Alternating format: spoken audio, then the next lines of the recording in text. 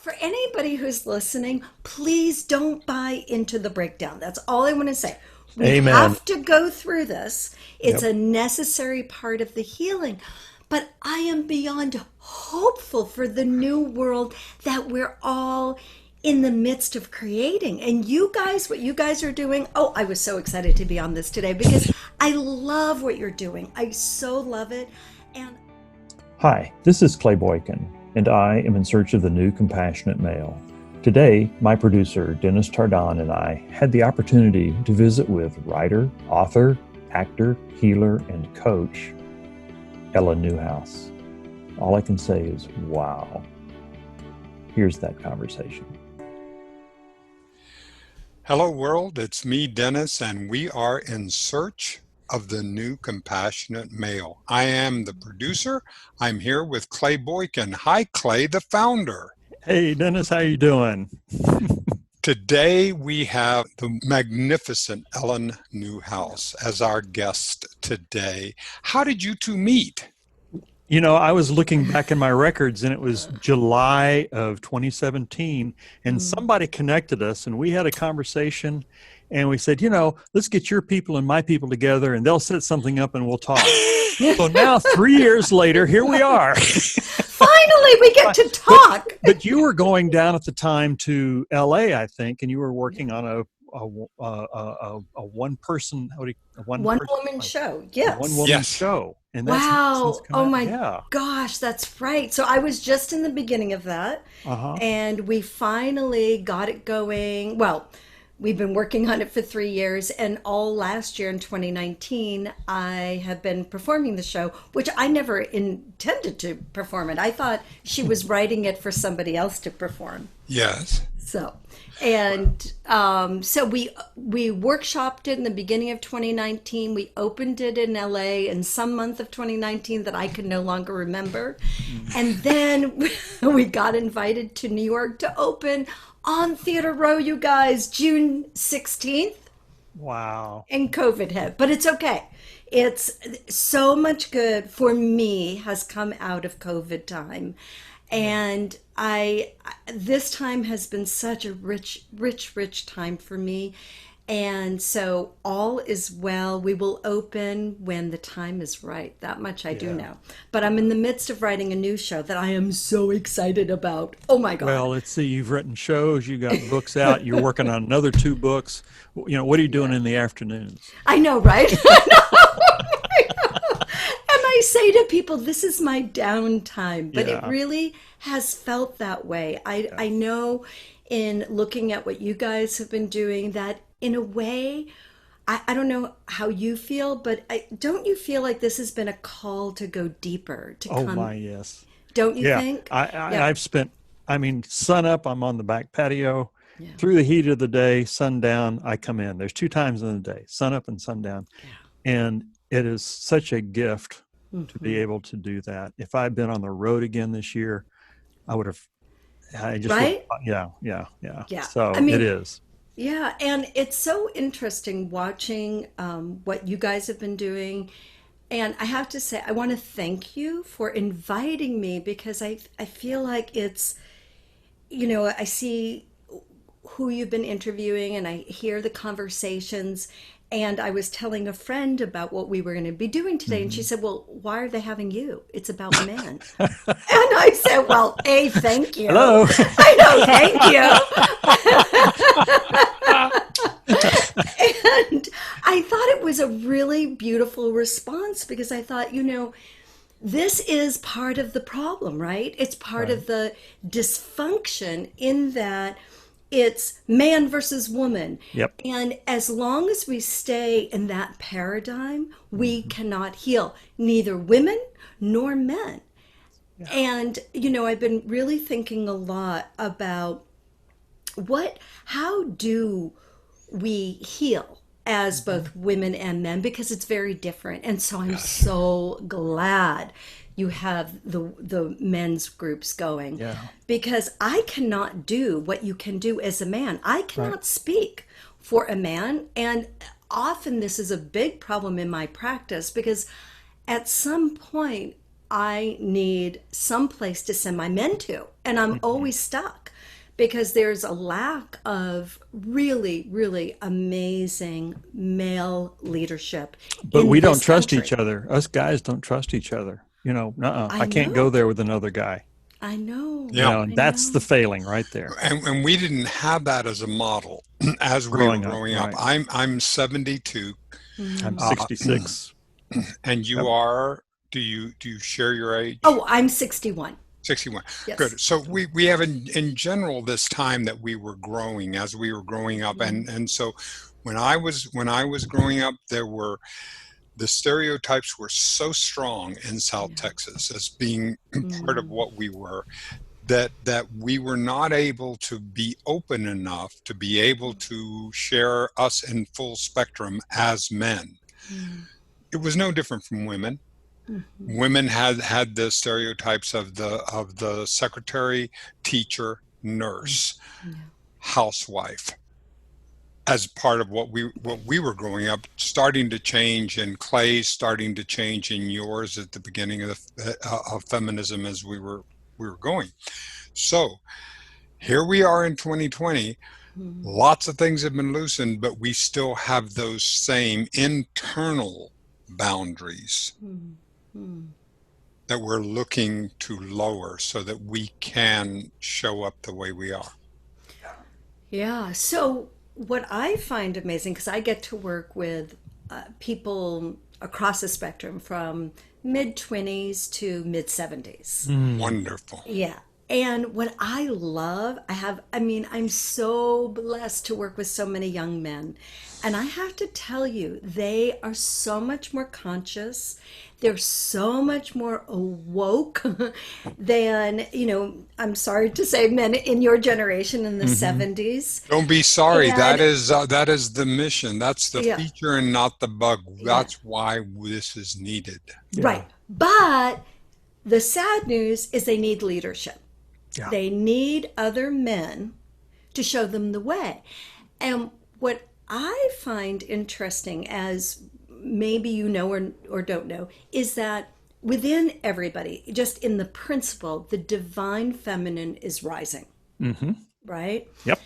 And as a principle, yin affects yang, Mm-hmm. right? From Chinese medicine. Mm-hmm. So I don't know if you know my background, but I hold. Yes.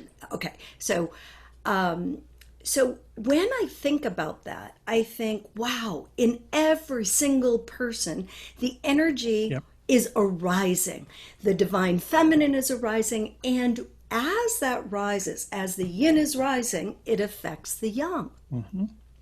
So the the gift and the curse is the divine feminine is rising, which as it speaks to the masculine, the yang, the yang cannot stay the same. Mm-mm. And yet there's not an understanding, and that's why I love what you're writing about, Clay, because there's not an understanding of now how do I be? Right. Now who am I? If the old rules don't apply, who am I today? And what does that mean Yeah. for me as a man? And what does that mean for me as a woman? And what does that mean for us as a country? Mm-hmm. And what does that mean for us as a nation? And what does that mean for us as a world? Right. Yes. God, Yes. Ellen, that is so beautiful. Clay, what I Yeah. love about this, because this is how he predicated this, that this was not a gender Mm-mm. No. issue. It is an archetypical. Could you talk about Well, that? yeah, and when I first started out, it was like in search of the new compassionate man, Mm-mm. and Yeah. I thought, wait a second, Mm. this is bigger than this. This is in search of the new compassionate male, Yeah. and I really believe that is emerging as a new archetype. You're talking about this energy rising, for us Oh, guys, the energy that's coming up that the patriarchy has pushed down. We're sitting Mm. here holding a basketball underwater. That's, how long can you do it? It's going to come up. And it's either going to come up in a productive way or a Mm. non-productive way. And if we can bring it up and integrate that, Yeah. then, and so new compassionate male speaks exactly to what you were talking about. Right. that we're all in this. Your masculine energy, the new compassionate male within you. Yes. Absolutely, absolutely. And I love that because when I speak about the divine feminine rising, a Hmm. lot of people go, oh, but what about me, as a man? And I'm like, whoa, whoa, whoa. Within every single person, there is feminine and Uh-huh. there is masculine, whether That's you're a right. woman, whether you're a man, whether you're transgendered, whether you're bisexual, lesbian, gay, I don't care what you are. We all have this nature within us. And we've been going out to the world as guys with one hand tied behind our back.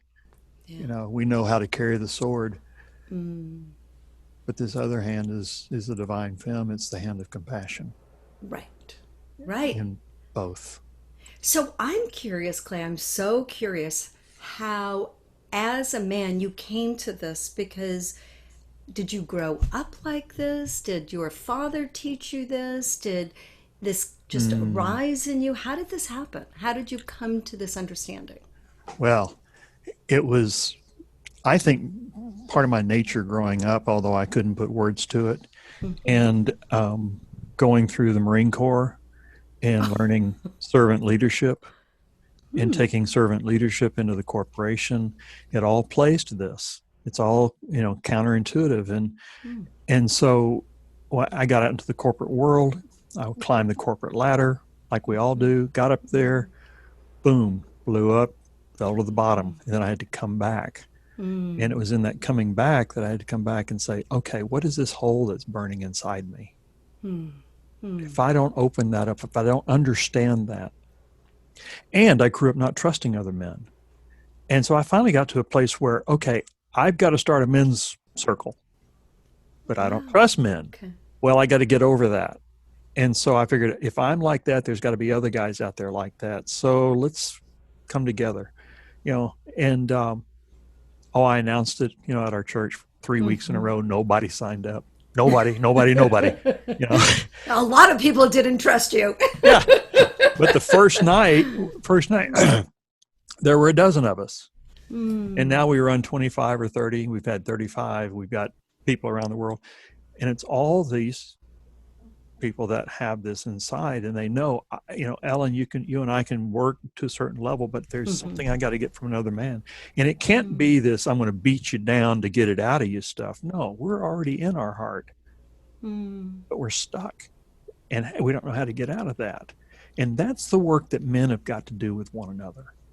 Okay, That's so our can I responsibility. ask you something? I know I, Hmm. I can get into interviewing you, and Let's if you're do. not, I'm It's just, I all guess it's fair. just, okay, good, because I'm just so curious. Because I know that women don't trust one another per se often, and I've never heard this, that men don't trust each other either. Really? No, I've never heard this. Oh I gosh. always came from the assumption that men, it was the men's club, that men trusted each other. You know, So I'm Dennis, somebody else said curious. this to us a week or two ago.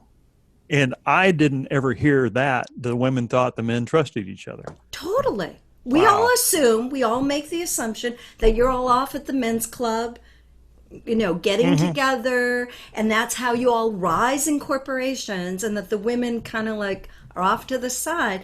So, what is it that men don't trust about each other?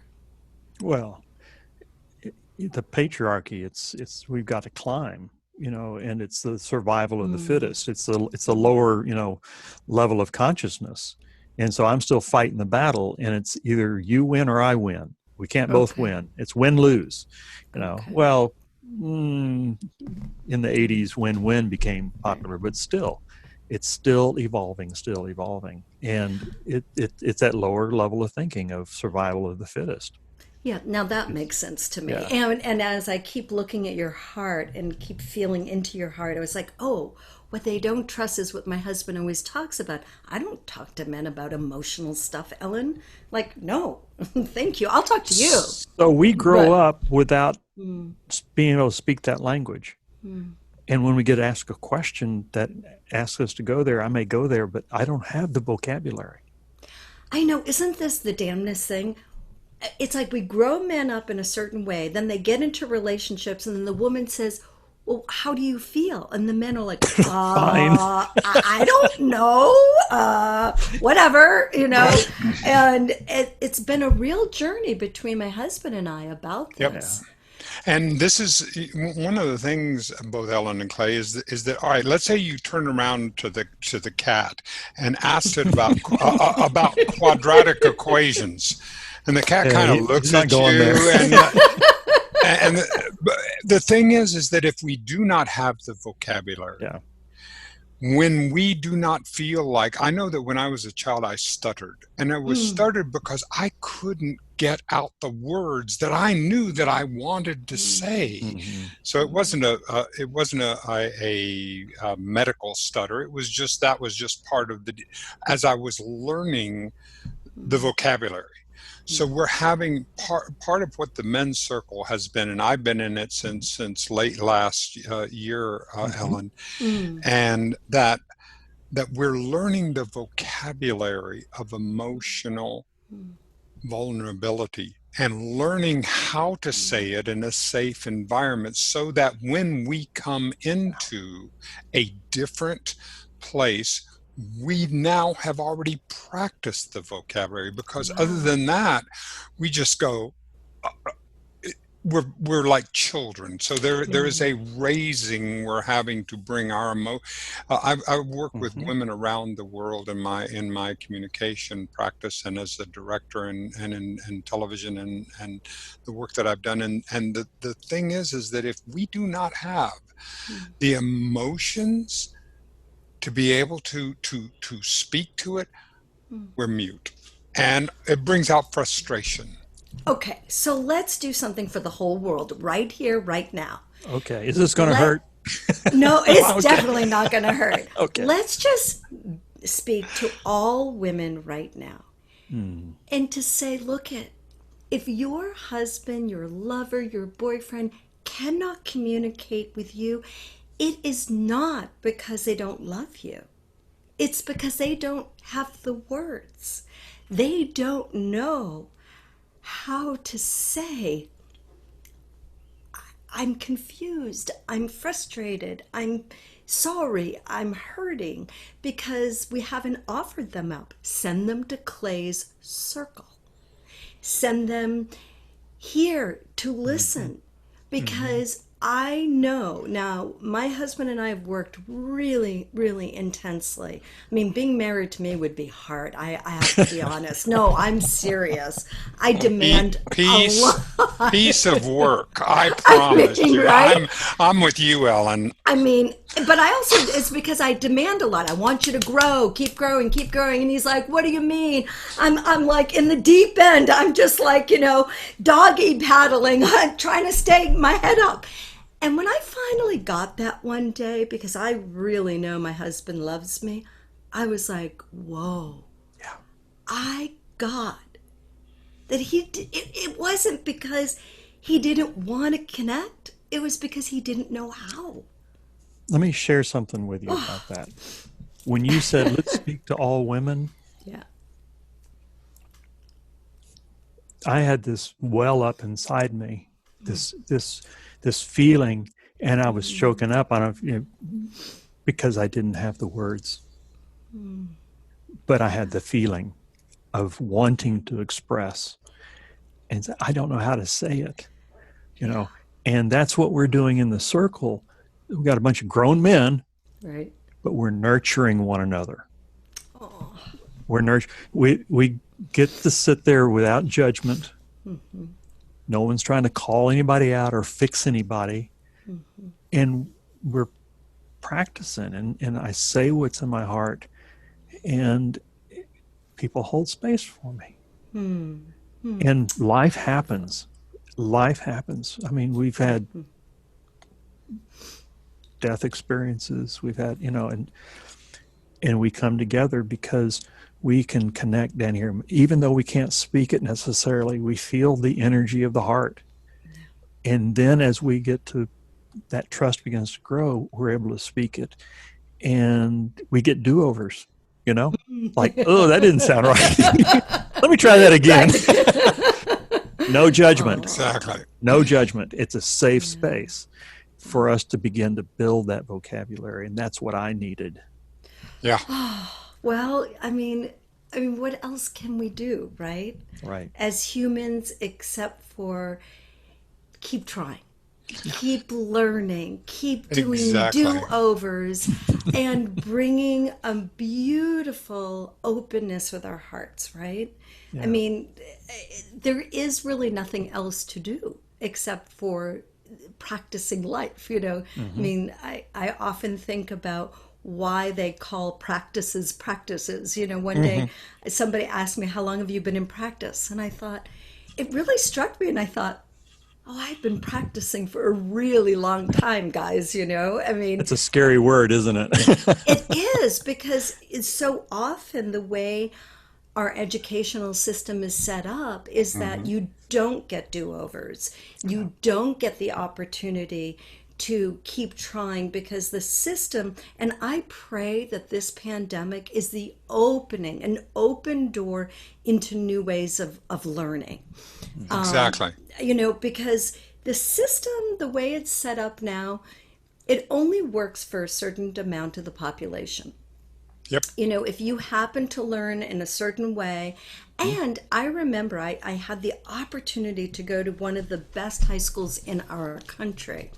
And it's in a town called Brookline, Massachusetts, where I grew up. And I remember one day a teacher said to me, listen, what I'm interested in is not you getting this right or wrong. I'm interested in you learning critical thinking. Mm. Whoa. I was like, what's critical thinking? You know, because our educational system is right or wrong, yes or no, true or false, and it doesn't examine how do you actually think. Mm. And if we really offered that to people, I mean, I think the creativity in this country would go skyrocketing out of this, you know, out of sight. Hmm. Yes. And we would be able to critically think, like right now, we're in a pandemic where we need to be able to use all of our resources to critically think. And a lot of people do not have those resources. You know, Exactly. I mean, But it's I think it is a dormant Mm. muscle that just has not been. It's there. So now absolutely. it's let's go into that gym and pick up the 1 pounders. Yeah. Let's just work on the 1 pounders, and then no, don't. So somebody's over there with 400 pounds doing. I don't care. One Hmm. pounders. Let's just begin to work that process. This we both so agree with you. This is such, Hmm. with all the horrible things that people are going through, the challenges, this is an opportunity to make a systemic change. Clay and I have Absolutely. been talking about, this is an actual demonstration of when a system, the patriarchy, Hmm. takes it as far as it can and becomes toxic for everyone, Right. men, female, just that as a system. When you just take Hmm. a system, now we must replace it. Something has to replace it. And this is where we are working on doing our part in working on the new compassionate male, so that whatever the system will be, that we show up Hmm. better Yeah. equipped, more open-minded, open-hearted, and supportive in this process, because we can be more effective together than we could possibly be if we were just out there in a vector of the maleness. You know, Ellen, Absolutely. uh, I witnessed this across the United States last year. Hmm. And I witnessed it in Kenya with the young men that I worked with over there. This same burn is in them. The Hmm. same thing that we're talking about is there. This is worldwide. Yes, It expresses a absolutely. little bit differently, but Dennis, I like the way you talk about the pandemic as like the water level coming down and exposing the rocks. They Yes. And were the rock, there all That, along, but and right. but now we got to deal with the rocks. Yes. And what I also want to say, though, because people have their experiences and then they take their experiences and they project onto Right. a new experience, their experiences. So I want to talk about something that happened recently to me. We have a neighborhood Facebook group, and I did not agree. I don't agree with the current thinking in our city, which is the city of Seattle, about defunding the police department. And I knew as I posted this, I was like, Ellen, you're going to, bring on the wrath towards yourself. And I was like, well, all right. And I really was up in arms about this. And one of the first people to respond, she had been abused by the police, and now she is married to a black man.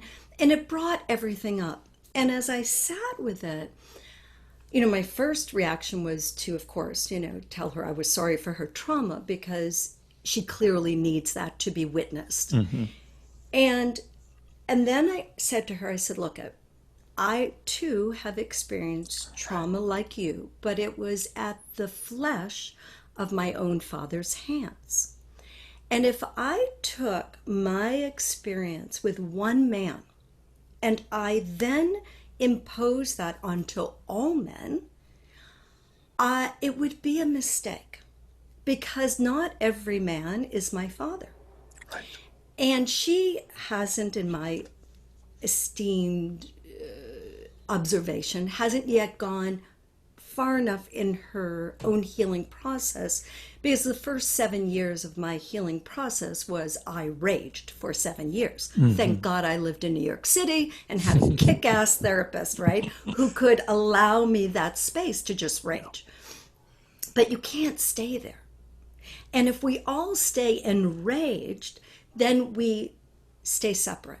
Mm-hmm. Yes. And I believe that going forward, we have to begin to give voice to all that is inside of us and are offered spaces. I really have a dream where I see these huge mammoth fields where people are allowed to go and rage.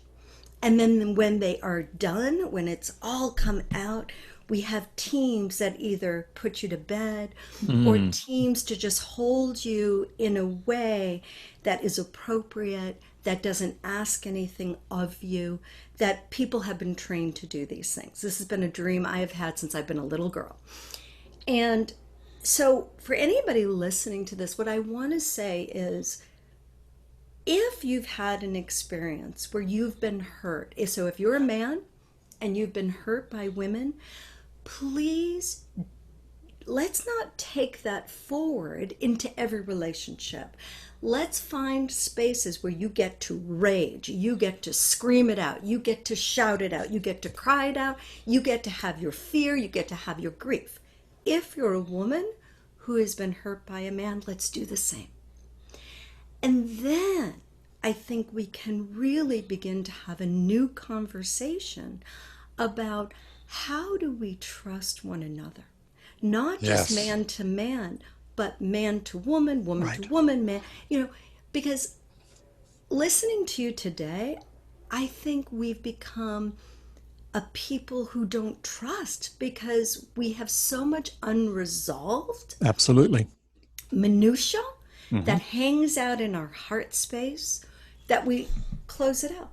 Mm-hmm. We build walls, and I think what you're doing is about slowly and carefully bringing the walls down so that we can begin to really, connect heart to heart. Thank you for saying that. In our circle, no one really leads it. I don't teach anything. I'm not a professional practicer, but I help create the space. And I've said this almost every time we get on a podcast, but we get 20 guys in that circle, give or take. Yeah. There's over 1,000 life years of experience right there. Right. And there's something that we can learn from one another. And if we come in there with the right intent, there is no place that we can go except for up and together. Yeah. We have that knowledge. And if we can create the space for that, and then as we come up, now we're prepared to engage with that conversation and do like what you're talking about with men and women connecting. But that's the Yeah, work that men have got to do with one another. absolutely. I want to ask a question of you, Ellen. Sure. When you made that Facebook post, what Mhm. was going on inside of you as to before you hit that send button? And how did you deal? Because most of us are wanting to have, we would love to Mhm. be able to have that conversation with people with whom we either do not identify or cannot Mhm. see what their perspective is, and be able to still step into it. So give us some of your experience, strength, and hope in that. Okay. So I knew it's a hot topic in Seattle right now. So I knew that. I also knew that I had a burning desire to speak to it. And I knew that right now it's defunding police is has become wired with Black Lives Matter. And I think that's very unfortunate Mm-hmm. because, like I said before, if one person has an experience of being, say, abused by the police, it does not mean that all police are bad. No, but how did you? What I'm asking is Yeah. to get the courage to not only just to say it, but what I want to do is to be able to Mm. build bridges and conversations. I have Hmm. a particular I have a particular feeling because I am a center left progressive. I feel like that the best we could possibly do is to build up a strong center right. Hmm. Really Yes. really to have people with conservative principles who have and make them strong and visible and help me knock off the things that I think are just such a good idea that maybe there's a better idea if we could be able to have that. But in order to do that, we have to have the conversations. And Absolutely. And tough conversations. Yeah. that's what so impressed me about what you did. You were Mm. willing to enter into that Yeah. conversation and willing to stand up and to be able to say, and so that's what help us. Okay. I wish I could tell you how I have courage because courage is something that I have gained in having to stand up to a 6'3", 365-foot man who was never held accountable for any actions that he ever did. So at 5 foot nothing, I I lived in a time where women and children were not protected. I lived Exactly. in one of the most affluent towns in our country, and I didn't have a mother who could protect me because she was too abused herself and too mentally ill. Mm. And I had to protect, or I felt like had to protect my siblings who were too young and too little. I I feel that God has blessed me beyond blessings. I feel my courage to stand up and tell my truth has been there for since I was a little being. I people ask me all this time, how do you have the courage to say the things you do? I don't know that I have an answer for that. I No. know that I have a desire to empower people to become their best. And I know that that takes having really tough conversations.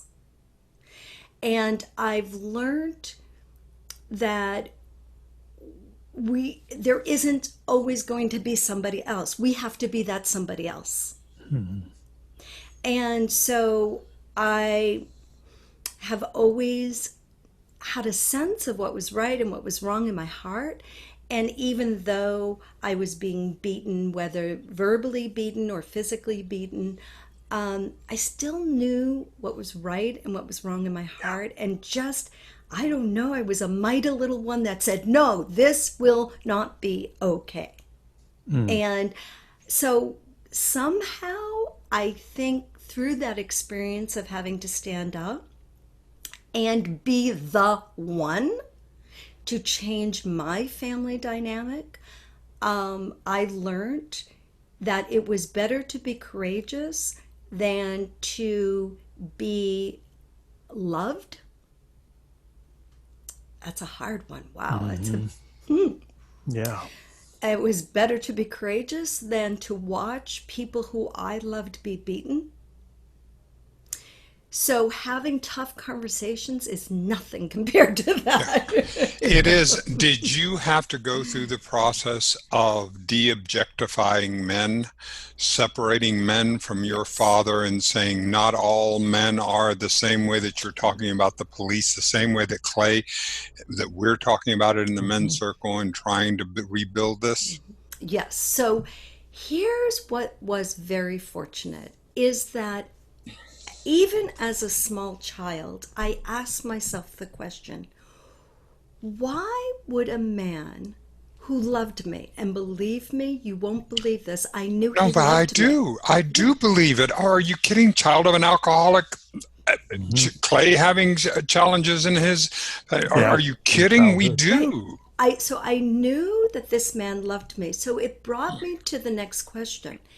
If this man loved me and he can do this to me and this to my mother and this to my brother, what is wrong with him? Why what makes somebody to do this? Yeah. And I was a writer, so from a very little age I kept journals. I still have them, thank goodness. And I would draw pictures of men, and they would be very sinister men and then really lovely, happy men. And later on in life, I realized that through my journaling, I was expressing the different faces of the Father. And I was fortunate in that I had a great grandfather who was a very gentle soul. And while nobody knew per se what was going on, he was a great teacher for me. And I was visited by angels since I've been a little girl. I don't often talk about this. But that guidance, that connection to God, you know, I was born with a connection to God that is just unbelievable. I could scream at God and rage at God and say, "Where are you? What are you doing?" And then, because it often seemed like as soon as I prayed to God to come, things would get worse, and I'd say, "What? Where are you?" You know, like, and people often say to me, "How can you scream at God?" And I'm like, "Hey, listen, people, if I can't scream at God, he's not a God I want to know." Right? I mean, you have to. If the God is the God I know in my heart, my screaming is nothing compared to what he knows, right? If that kind of love can't hold my rage and my frustration and my anger, then it's not a God I want to know. And I guess to answer, Dennis, your question,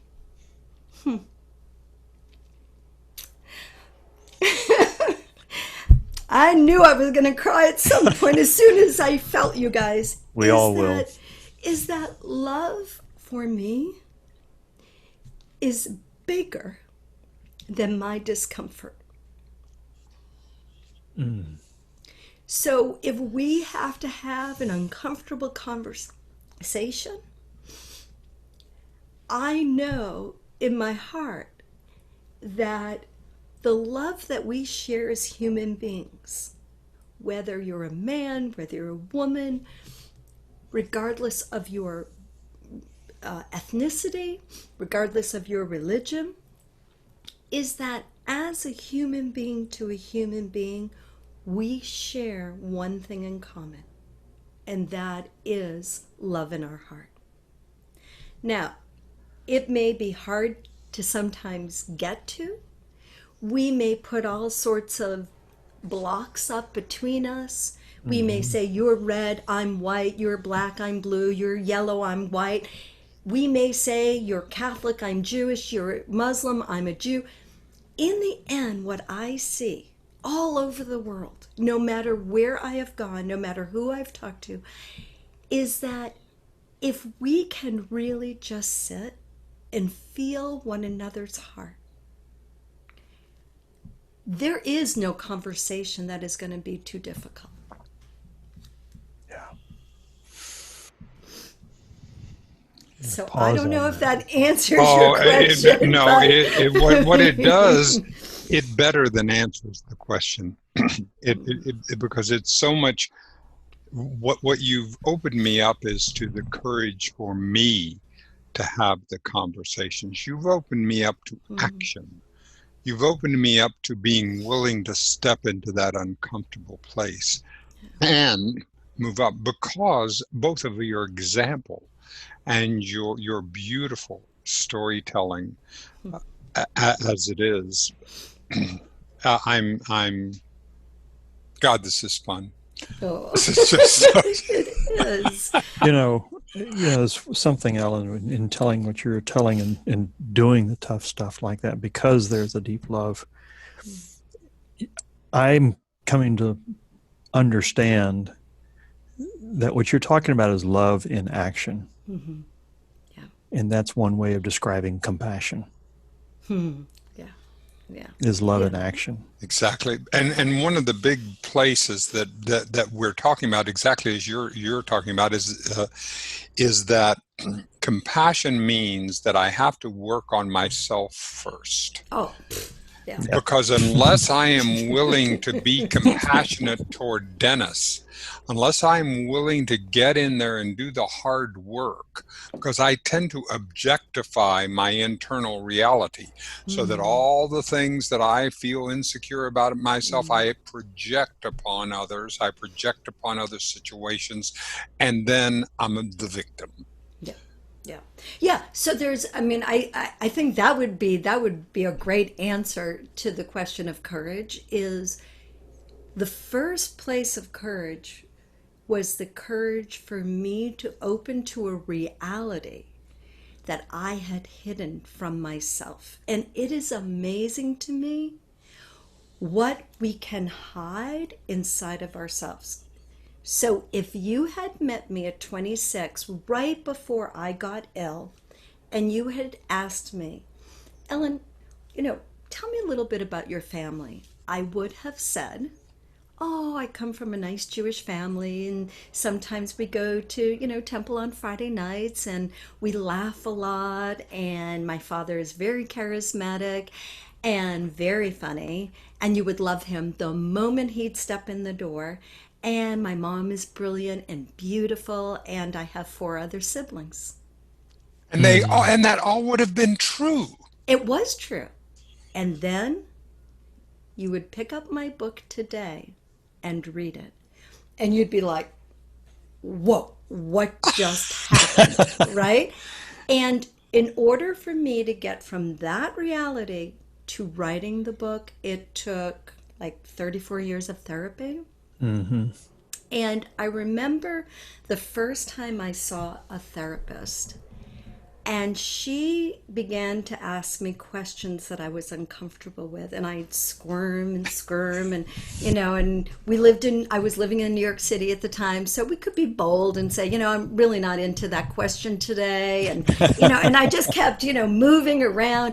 And she said, Ellen, could you just do me one favor? And I said, sure. She said, could you just sit still for one moment? And I was like, yeah, whatever, lady. And I said, sure. And I sat still, and she looked in my eyes in a way I will never forget. Like looking through into my soul. And I just burst. And I was so confused, you guys. I didn't understand what was happening. My world was like breaking in that moment.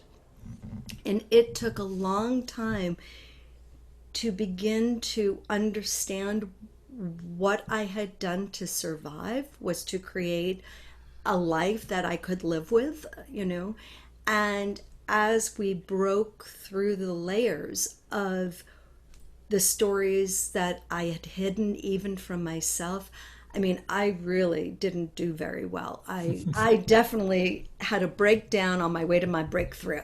And it was so difficult because this happened in the mid 1980s in the middle of New York City. And there was not a lot of people I could talk to.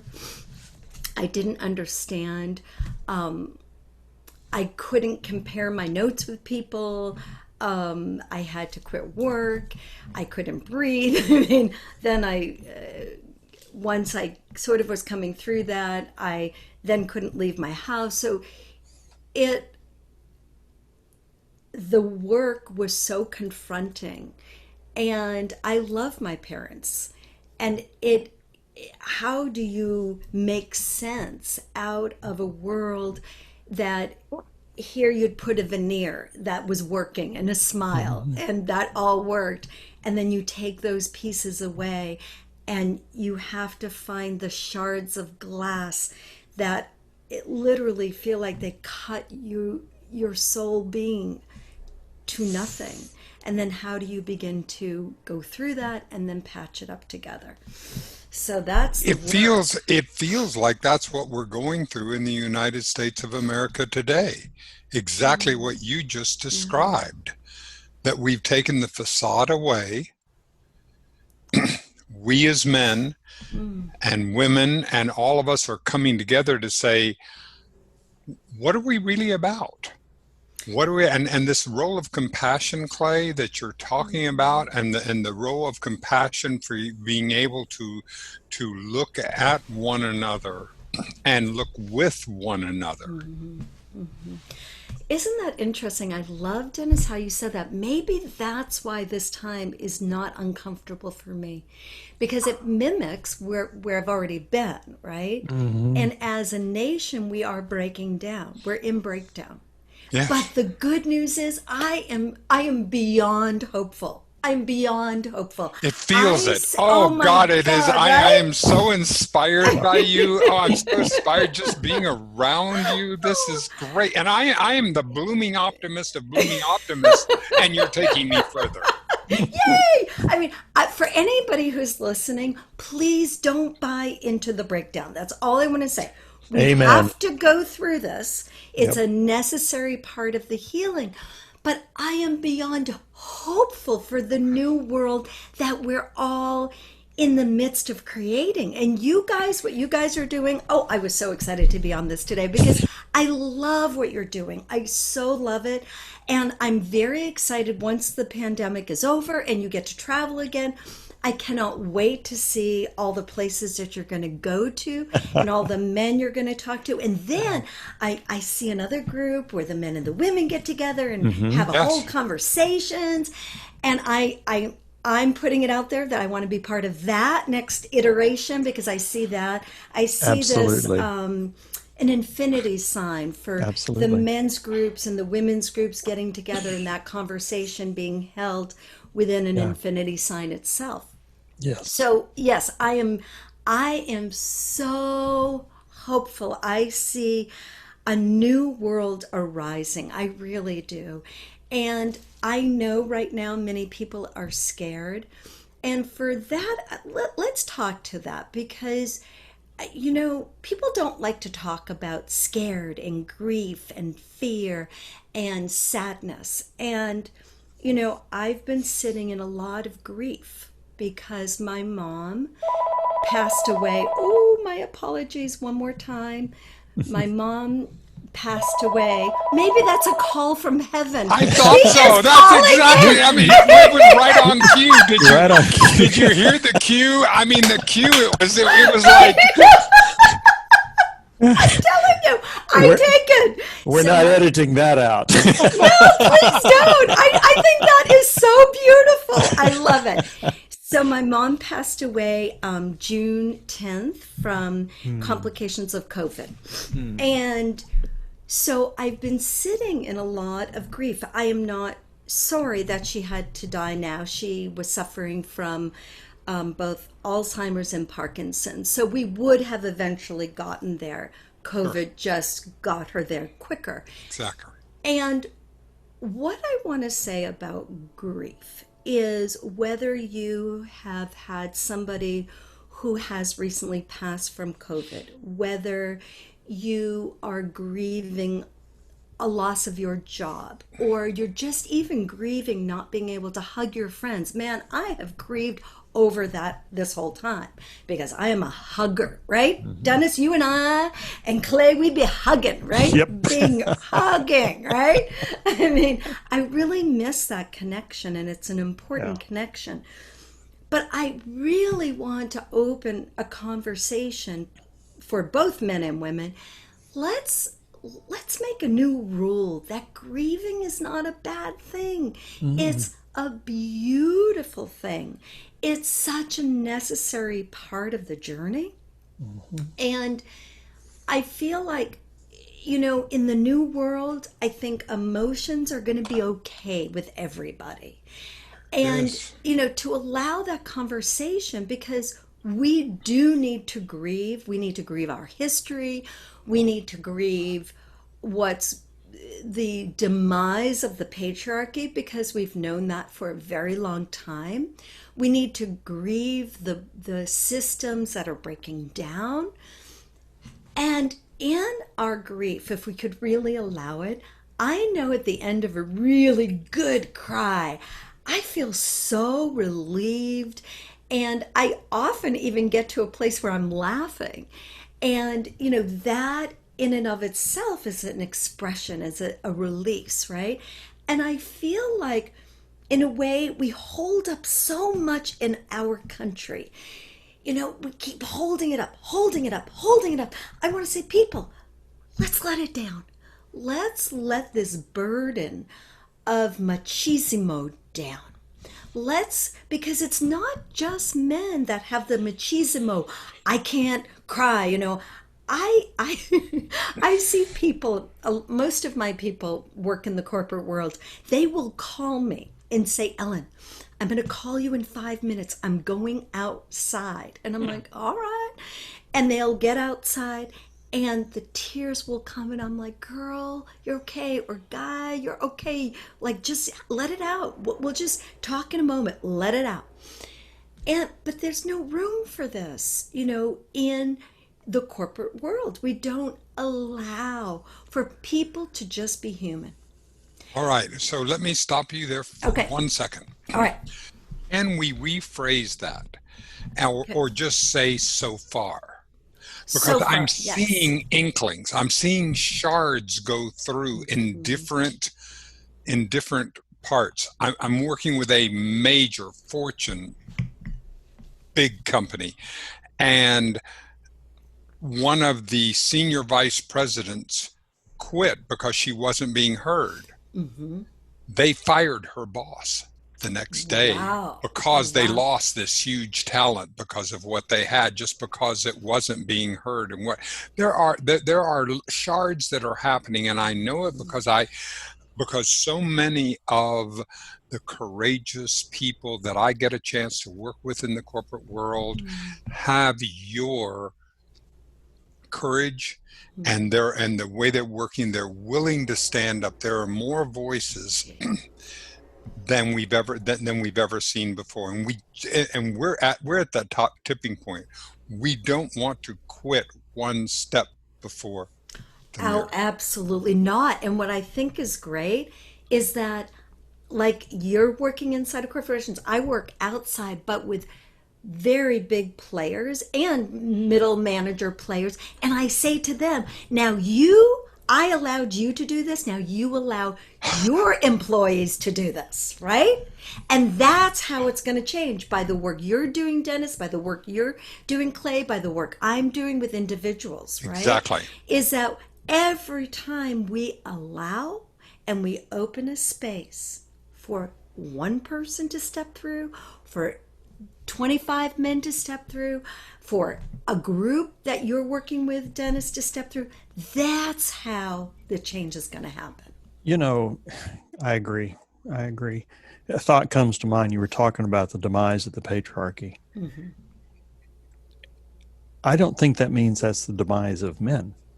Oh God, Good no, God, no, no. that's just And the that's beginning. and that's it. But when I hear that, because I've bolted, somebody's coming, well, come talk with us because we're talking about the demise, the death of the patriarchy. And I took offense. And I'm not a patriarchal guy, but Right. that was my natural reaction because, oh, that's a threat to me because I'm a privileged white Okay, male that I've okay, been through the let's corporate. talk about this. But Yeah. but that Okay, was my initial reaction. But then I come back and say, no, no, no, no, no, no, no. okay. The death of the patriarchy is not the death of the man. No, And actually, I was what? just so Yeah. proud of you. I'm proud of you for Clay for doing that, and that's where we're Yeah. bringing it to you that it isn't a Mm-hmm. threat, That's and right. helping us to reframe it to understand. Okay, so here's what I want to say. If I wish I had a little model of the yin yang. We're Mm. So watching. We're We see watching it. it. We We can got see it in your hand. There okay, it is. there it It's is. perfect. All right. So for people who may not be familiar with the yin yang, on the top would be a black symbol, and on the bottom would be more of a gray or a white symbol, Mm-hmm. and everything around would be white. And then in the middle, there would be a little dot. And we all, whether you're a woman or whether you're a man, we all live by this principle. And this principle was described thousands of years ago in the old texts of the Oriental medicine texts and the philosophers in the Nanjing period. Okay, and what what it says is that the yin affects the yang, and the yang affects the yin. So if we put it in terms, English terms, the feminine affects the masculine. Mm-hmm. The masculine affects the feminine. So when we have an unhealthy masculine, which is what we're seeing in this patriarchy today, it affects the feminine in an unhealthy way. Then the unhealthy feminine affects the unhealthy masculine. And so, as we see a new healthy masculine arise, it benefits everybody. It benefits white men, it benefits black men, it benefits white women, it benefits black women, it benefits all people of color, it benefits people of every gender. So why do Thank I you. say that? I say that because even though we could say, let's say we're a white male and people can point a finger and say, but you're winning. You're winning right I now. have all my life, Ellen, all my life, I've always been on the first of the line. I have understood and recognized my white male privilege and upper middle class environment and all the things. I recognize it at the depth. So you're talking directly to me. Good. So you know from lived experience that even though you were winning, you were part of the population that was Yep, winning, always. you don't win totality. You don't win in totality. What do I mean by that? I mean by that is that your heart paid a price Yep. for what you won. Okay? Yes. All right. So, I, if Let me show you my scar. his right? actual Right. scar that took Yeah. him on this part of the journey, Ellen. Yeah. Yeah. Yeah. So, did you have a heart attack? Yep. Yeah. Yeah. Yeah. Yeah. So, our bodies pay a price. In fact, let's talk about that, Clay, this morning.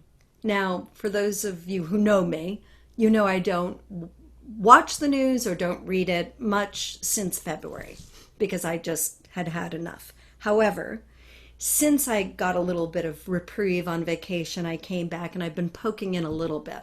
Just a little bit. Not a lot. But just this morning, I poked in to NBC News. Front page. 800 people are now being quarantined in Georgia with the opening of the schools. Why? Why? This is unavoidable. Because we have an unhealthy egoic male structure that says, no, no, no, I know better. No, no, no, I'm not going to listen to common sense. I know better. And I want people to see this not from a place of judgment, because my first place was like, oh, why? Yeah. I mean, like, duh, of course. And then I got over myself and I said, all right, Ellen, what do you think? Here's what I think. I think anybody that would make that initial decision comes from a place of such deep insecurity. Fear. And fear. Thank Because you.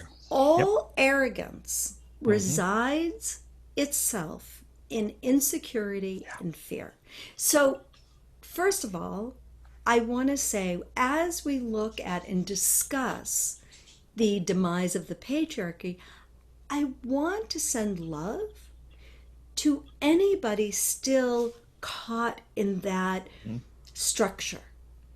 To the people who made the decision in Georgia, after I got over my judgment and my anger, I want to send you love. Because I know that there is something wrong, that you would put your children at risk. And when we're willing to put children in society at risk the way we do so often these days, there's something systemically wrong. And when we're out of balance that much, then nobody wins. So we are in. So for those people who are afraid of what's going on right now, no, don't be frightened. Please look at at everything that's breaking down, knowing that something much healthier is being born, and healing is really, really, really messy. It's ugly. It doesn't look pretty. You know, it's got sad tears. It's bad looking. But what comes next is incredible beauty. So I think we're moving into such a beautiful time. Ellen, thank you. Clay, thank you. That was magnificent. Thank you, everybody, and we will see you next